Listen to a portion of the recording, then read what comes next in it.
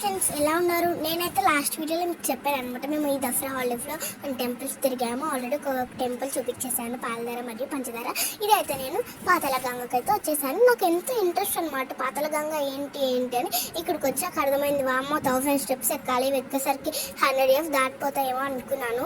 And ఇక్కడ అయితే water అనేవి గ్రీన్ కలర్లో ఉంటాయి. ఎందుకంటే చంద్రగుప్త అనే మహారాజు శాపమై దీంట్లో ఉన్నాడనమాట. ఆ శాపం తొలగిపోయే వరకు మనకి వాటర్ అనేవి గ్రీన్ కలర్లో ఉంటాయి.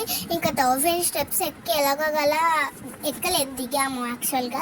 తర్వాత ఎక్కుతాము, ముందంటే కిందకు ఉంటుంది కదా. అని మేము చేరుకున్నాము పాతాళగంగకి. నేనైతే పాతాళగంగలో స్నానం చేద్దామని ఉంది, కానీ ఆల్రెడీ మేము స్నానం చేసి వచ్చేసామంట. ఇంకా మునిగేదానికి వీలు కుదరలేదు మాకు. సరేలే అని చెప్పి ఇక్కడ కొంచెం కిందికి వెళ్దాంలే అని చెప్పి భయపడితేనే వెళ్ళాము కిందికి. అండ్ ఇక్కడ కూడా కొన్ని స్టెప్స్ ఉన్నాయి, కొన్ని ఉంటాయి, అవి దిగాలి కాబట్టి మేము దిగుకుంటూ వెళ్ళాము. అండ్ ఫైనల్గా మేము అయితే ఇక్కడికి దాంట్లోకి అయితే కాలు పెట్టాము. కొన్ని వాటర్ అయితే మనం మీద జల్లుకోవాలి.